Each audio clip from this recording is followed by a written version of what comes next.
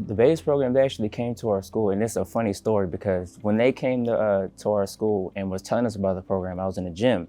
And it was funny because once they were done with the whole interview and everything, I was gonna walk out the gym like nothing. But the owner of BAYS, he was like, "No, you come here." I was like, I could have just act like I didn't hear him and just walked away, but it was something about it. Out of all those people, he picked me. That's the best decision I've ever made in my life.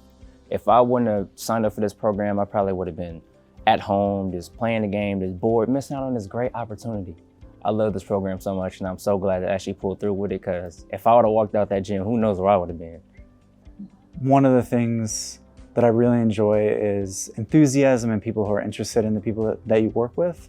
And I think, younger generation of people love science, just being around it, and that sort of energy is great. I thought about science as like something that was like out of my reach, kind of, because I didn't think I was gonna have an opportunity so early on to experience what a real science lab would be like. After being here these past couple weeks, I realized that it did give me a new perspective of science. I think the BAYS program is an excellent opportunity to kind of open up career paths for students who otherwise might not know about it or otherwise might not have the opportunity, and really give them kind of the first experience with science. And I really think kind of first experiences kind of play an outsized role on if we decide to like or dislike something. And so I think this is kind of an excellent opportunity to be able to kind of inspire the next generation of scientists. So I was super lucky to be in an internship similar to this when I was in high school. So I went to an under-resourced high school, and I noticed the disparities between those that went to my high school versus those that went to more affluent high schools. But I know that having opportunities like this really opens up your eyes to what is possible in college, things that you could be writing on your college essays, and then when you go into college knowing like, oh, I am interested in research, or no, I'm not interested in research, but there was this other sub-part of the project that I was really interested in and I want to explore further. And so I just wanted to be able to give that experience to someone else. I wanted to at least open my mind to different types of options in science. So I thought this was a good opportunity for me. I know it's a new environment for me, and a lot of people here are really supportive. So I'm glad I got to join the Rensselaer lab, and I got Lynn as my mentor. I did my high school back in Vietnam, my home country. So the getting to know Luna and then asking him a lot of questions oh, did your high school teach these kind of things? Because the education differences. So I had to take a step back and then really learn from the beginning what does Luna know, and then just cater to that knowledge and then just build it up from there, just to make sure he has a good foundation of knowledge.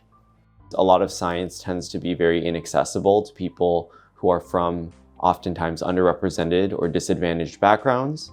So I thought that this was a great opportunity for me to really pay back and pay forward those kinds of opportunities that really inspired me to become a scientist as well.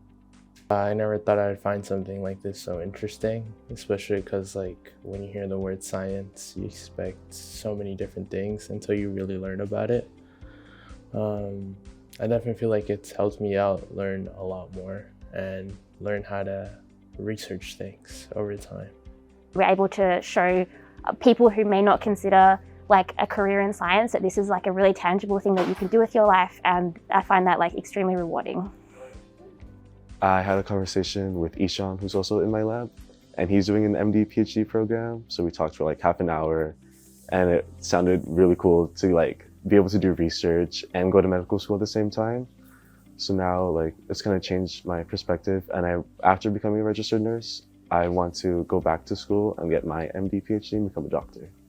When I first started getting into science, I definitely wouldn't have been able to get anywhere if there weren't people who were super enthusiastic about working in the lab and exploring and learning new things.